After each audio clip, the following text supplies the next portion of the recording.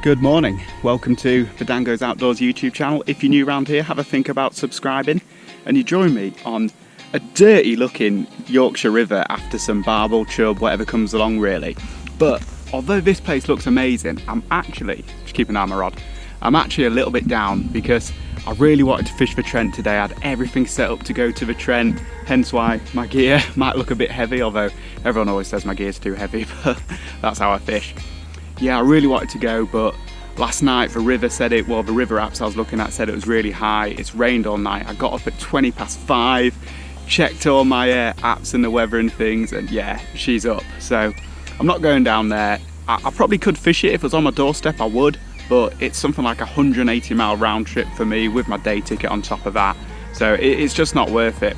And I'm gonna go in a few weeks anyway, regardless of the weather. So I figured for today, I'd come here, do a bit of floodwater fishing, try and catch a nice barbel or chub, and yeah, let's just keep our fingers crossed because just trying to salvage the day really.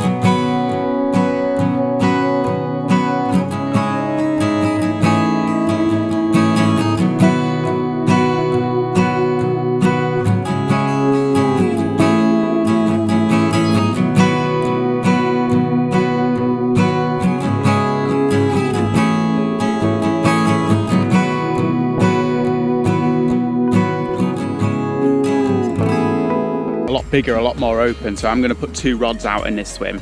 But I thought before I part that second rod, I'll just explain a couple of the finer details of the rigs that I've been using.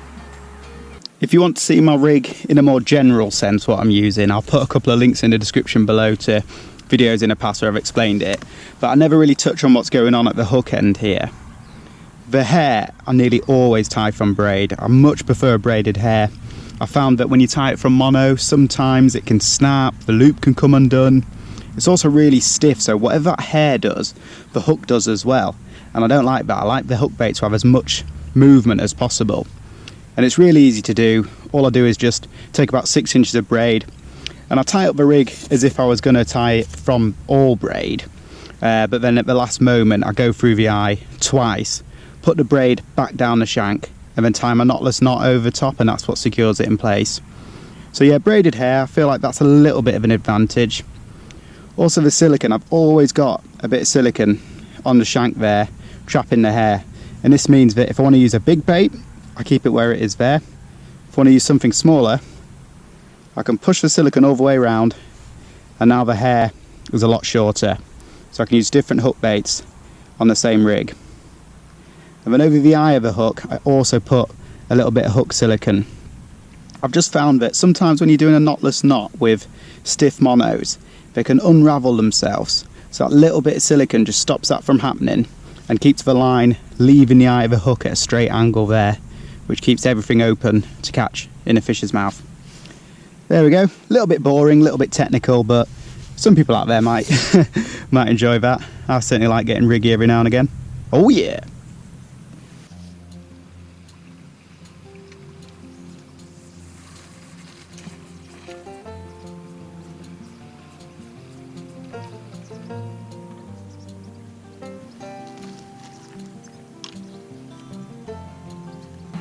I've moved a little bit earlier than I thought I would. I just wasn't getting a vibe in that last spot and I lost a rig. So threw my dummy out the pram and moved up here to a spot that I've caught from before. So I like the look of it today.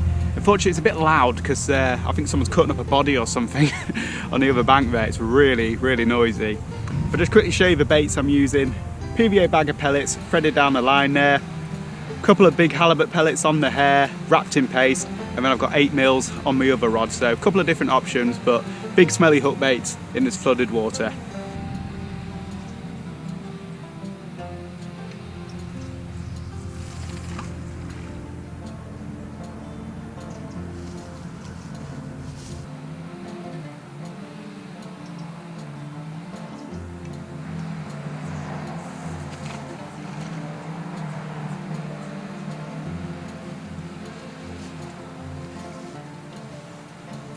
Swim's perhaps a little bit tight for 2 rods, but we'll just see how it goes.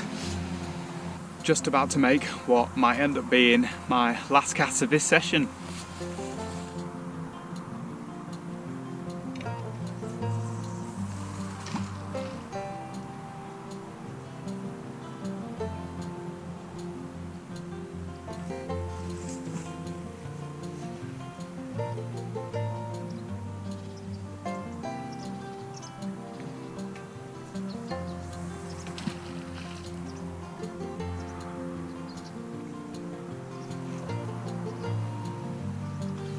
I'm going to sign off now while I've still got the light. It's getting dark now and I'm going to give it another maybe 30-40 minutes, but then got to shoot off home. Bit of a disappointing day that we didn't catch anything, but still a lovely day to be out. Look, I haven't even put my coat on, really mild day. Conditions still look good, so maybe I'll get one more bite. Anyway, thank you so much for watching. Subscribe to the channel if you haven't already. And yeah, good luck with your fishing. See you next time.